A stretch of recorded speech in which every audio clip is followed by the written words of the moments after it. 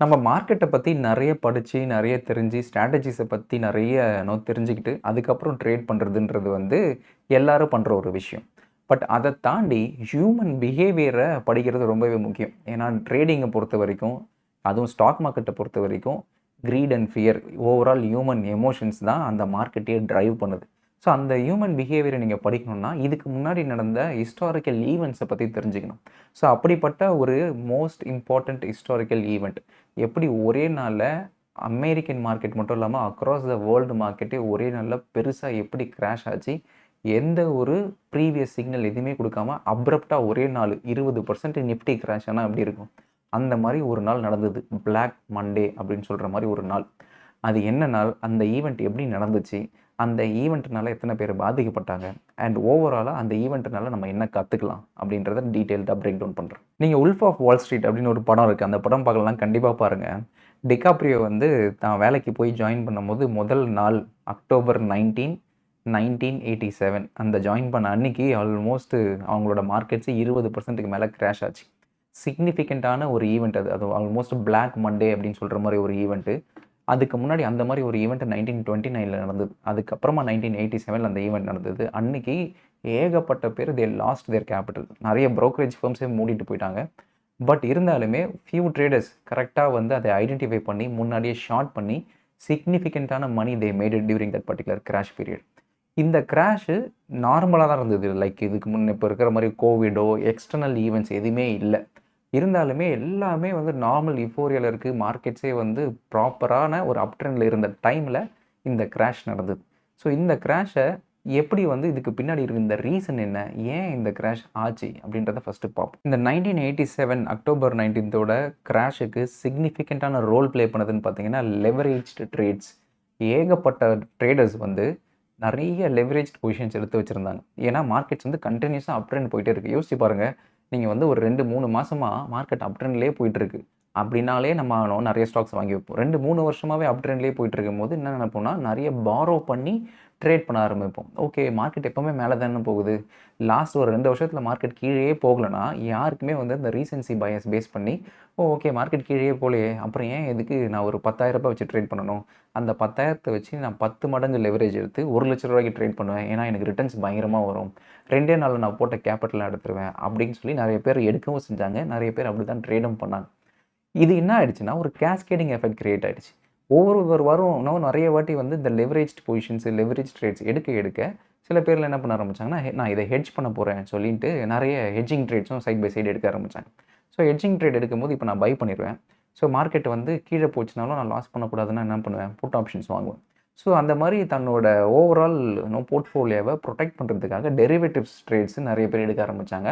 அது ஒரு cascading எஃபெக்ட்டா create ஆக ஆரம்பிச்சது. அதேமாரி இது சடனா நடந்த ஒரு கிராஷ், எந்த ஒரு எக்ஸ்டர்னல் ஈவென்ட்டுமே இல்லன்னு சொன்னா கூட, ஓவராலா எக்கனாமிக் ஃபேக்டரா நீங்க பார்த்தீங்கன்னா, நெறைய விஷயம் அதில ப்ளே ஆயிருச்சு. ஒண்ணு இன்ட்ரெஸ்ட் ரேட் ஸ்டெடியா ஃபெட் இன்கிரீஸ் பண்ணிட்டே இருந்தாங்க. இன்னொன்னு ஓவரால் வேல்யூவேஷன் பார்த்தீங்கன்னா, பிஇ ரேஷியோ எக்ஸ்ட்ரீம்லி ஸ்ட்ரெச்சா இருந்தது. ஏன்னா, அந்த பிஇ ரேஷியோ ஸ்ட்ரெச்சா இருந்தா கூட நெறைய பேர் அது ஏன் ஸ்ட்ரெச் ஆச்சுன்னா, நெறைய குரோத் வரப்போகுது அப்படின்ற ஒரு ஆன்டிசிபேஷன்னால தான் அந்த பிஇ ரேஷியோ அதிகமா இருக்குன்றத ஜஸ்டிஃபை பண்ணவும் ஆரம்பிச்சாங்க. 3வது ஒரு நேரோ பார்ட்டிசிபேஷன். இப்போ நிஃப்டி 50 ஆல் டைம் ஹை அப்படின்னு சொல்றாங்க.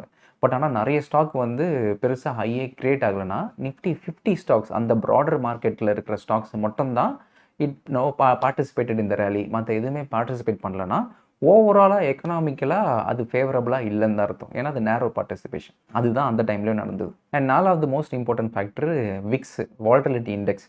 அது எக்ஸ்ட்ரீம்லி லோவா இருந்தது. ஸோ எந்த ஒரு அறிகுறியுமே இல்ல. ஃபியர் இண்டெக்ஸ்னா உங்களுக்கு விக்ஸ் அதிகமா இருந்ததுன்னா, அன்சர்டனிட்டி அதிகமா நடக்க போகுதுன்னு அர்த்தம்.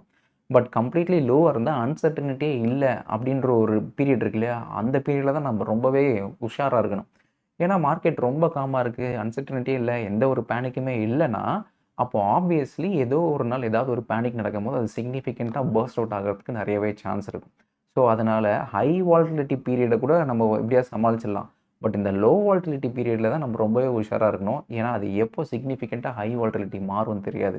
அது அப்படி மாறுச்சுன்னா, அதுக்கான இம்பாக்ட் பயங்கரமா இருக்கும். ஸோ இதுதான் timeline of the event. கரெக்ட்டா அக்டோபர் 14த் டூ 16த் பார்த்தீங்கன்னா, டவ் ஆல்மோஸ்ட் ஒரு 10% அடுத்து ஒரு 3 நாள்ல கம்மியாகுது. கிராஷ் ஆகுது. கரெக்ட் ஆகுது.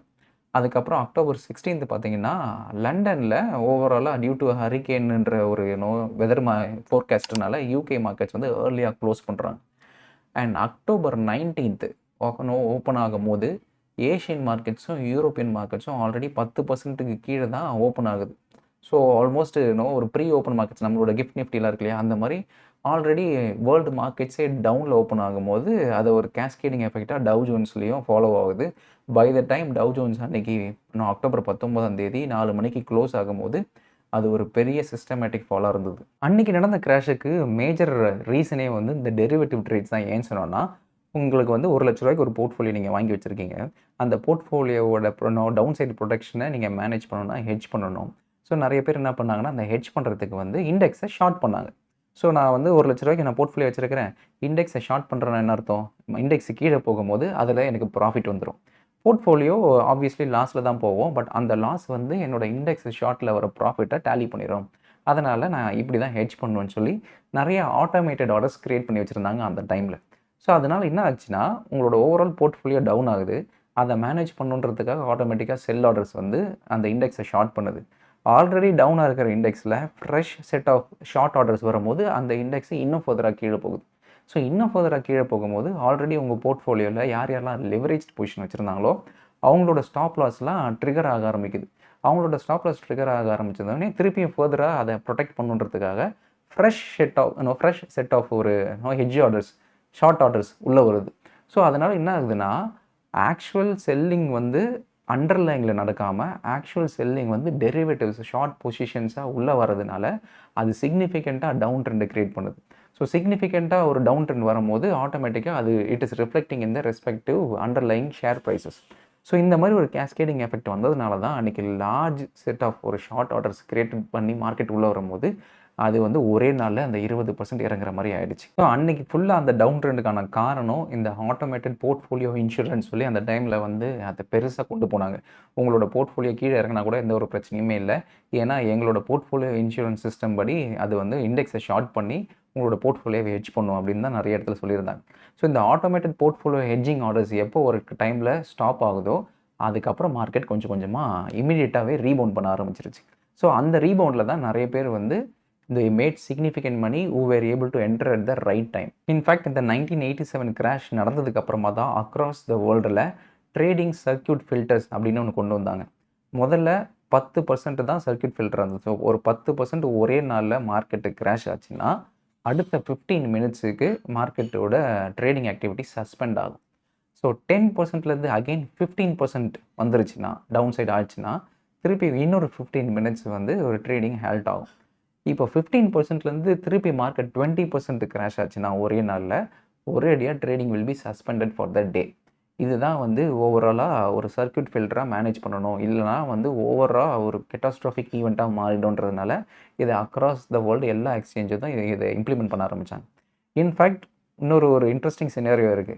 டவுன் சைட் சர்க்யூட் தானே பார்த்துருக்கிறோம். 2009 எலக்ஷன் ரிசல்ட் அப்போ in fact Indian markets first time upper சர்க்யூட்ல க்ளோஸ் ஆச்சு. டோட்டலாவே 20% 9:55க்கு மார்க்கெட் ஓப்பன் ஆச்சுன்னு நினைக்கிறேன். அடுத்த 5 நிமிஷத்துல 20% மார்க்கெட் அப்பர் சர்க்யூட் அடிச்சது. க்ளோஸ்ட் ஃபார் த டே அப்படின்னு சொன்னாங்க. நீங்க இன்கேஸ் அது என்டிடிவி ப்ராஃபிட்ல கூட அந்த வீடியோ இருக்கும். நீங்க யூடியூப்ல போயிட்டு 2009 எலக்ஷன் ரிசல்ட் நிஃப்டி ரியாக்ஷன் போட்டு பாருங்க. செம ஒரே அக்ராஸ் த எக்ஸ்சேஞ்ச் ஒரே கொலாப்ஸா இருக்கும். அந்த ஸ்டுடியோ ஃபுல்லா ஒரே கொலாப்ஸா இருக்கும். First time Indian exchange upper சர்க்யூட்ல க்ளோஸ் ஆன முதல் வாட்டி அதுதான். ஸோ அந்த 1987 அக்டோபர் 19 கிராஷுக்கு அப்புறமா வித்தின் நெக்ஸ்ட் 2 டேஸ்ல எவ்வளோ கிராஷ் ஆச்சோ அதில் பாதி பர்சன்ட் வந்து மார்க்கெட் ஆட்டோமேட்டிக்காக ரிகவர் ஆச்சு. ஸோ 20% ஒரே நாள்ல கிராஷ் ஆச்சு இல்லையா? அடுத்த 2 நாள்ல மார்க்கெட் அப்படியே 10% டக்கு டக்குன்னு மேலே ஏறிச்சு. சரி, ட்ரேடிங்ல இந்த மெத்தடாலஜிஸ் இல்லை இன்வெஸ்டிங் பிரின்சிபல்ஸ் இதெல்லாம் தாண்டி ஹிஸ்டரிய பத்தி படிக்கிறது ரொம்பவே முக்கியம். ஏன்னா, ஹிஸ்டரி கீப்ஸ் ரிப்பீட்டிங் இட்செல்ஃப் அப்படின்னு சொல்லுவாங்க மார்க்கெட்ல. அது மாறவே மாறாது. அதுக்கான டைம் லைன் மாறும், அதுக்கான பீரியட்ஸ் மாறும். பட் அதுக்கான ரீசன் எப்பவுமே சிமிலரா தான் இருக்கும். ஏன்னா, அஸ் லாங் அஸ் ஹியூமன்ஸோட மணி இருக்கிற வரைக்கும், நம்மளோட ஓன் காசை போட்டு ட்ரேட் பண்ற வரைக்கும், அந்த கிரீட் அண்ட் ஃபியர் மாறவே மாறாது. பட் இந்த மாதிரி ஹிஸ்டாரிக்கல் ஈவெண்ட்ஸை ஸ்டடி பண்ணும்போது, நிறைய விஷயம் நம்ம அதுக்கு மூலியமா தெரிஞ்சுக்க ஆரம்பிச்சுக்கலாம். அண்ட் அதை வச்சு நிறைய விஷயம் நம்ம அவாய்ட் பண்ண ஆரம்பிக்கலாம். ஓகே, இந்த ஒரு விஷயம் எல்லா ஹிஸ்டாரிக்கல் ஈவெண்ட்ஸ்லயும் ஒரு ரிப்பீட்டடாக நடந்துகிட்டு இருக்கு. அப்போ இந்த மாதிரி ஒரு ஈவெண்ட் நெக்ஸ்ட் டைம் வரும்போது நான் இப்படி தான் ரியாக்ட் பண்ணணுன்றதை நீங்கள் ப்ரீ டிட்டர்மைண்டாக இருக்கும்போது நெக்ஸ்ட் டைம் இந்த மாதிரி பேனிக் செல்லிக்கு வரும்போது நீங்கள் பேனிக் ஆக மாட்டீங்க. ஹோல் க்ரௌடே பேனிக் ஆகும். But you are already prepared. ஏன்னா உங்கள் மைண்டில் இந்த மாதிரி ஈவெண்ட்ஸ் வந்ததுன்னா நான் இப்படி தான் ரியாக்ட் பண்ணணும்னு முன்னாடியே கிளியராக ஒரு ரூட் வச்சுருப்பீங்க. ஸோ மார்க்கெட் ஒரு 10% சர்க்யூட் அடிக்குதுன்னா உடனே கொண்டு போய் அந்த டைமில் ஒரு நல்ல குவாலிட்டி ஸ்டாக்ஸில் நீங்கள் இன்வெஸ்ட் பண்ணலாம். இல்லைனா ஷார்ட் டேர்ம் ட்ரேடராக ஒரு எம்டிஎஃப் மார்ஜின் எடுத்து ஷார்ட் ஸ்பேன் ஆஃப் டைம் அடுத்த 2 நாளில் கண்டிப்பாக இது பவுன்ஸ் பேக் ஆகிறதுக்கு சான்ஸ் நிறைய இருக்குது. அப்போ அந்த மாதிரி பீரியடில் நான் நோட்டிஃபை பண்ணி இல்லை அந்த மாதிரி பீரியடை நான் ட்ராக் பண்ணி நான் ஒரு ஷார்ட் டேர்ம் ட்ரேட் எடுத்தால் எனக்கு பெனிஃபிஷியலாக இருக்கும். அப்படின்ற ஒரு விஷயம்லாம் இந்த மாதிரி ஹிஸ்டாரிக்கல் ஈவெண்ட்ஸை நீங்கள் ரிசர்ச் பண்ணி படிக்க ஆரம்பிக்கும் போது that will give you the confidence. So அதனால தான் இந்த விஷயத்தை பற்றி டீட்டெயில்டாக பிரேக் டவுன் பண்ணி எக்ஸ்பிளைன் பண்ணணும்னு நினச்சேன். Hope you found it helpful. Next video la some other topic la I'll see you guys again. Bye.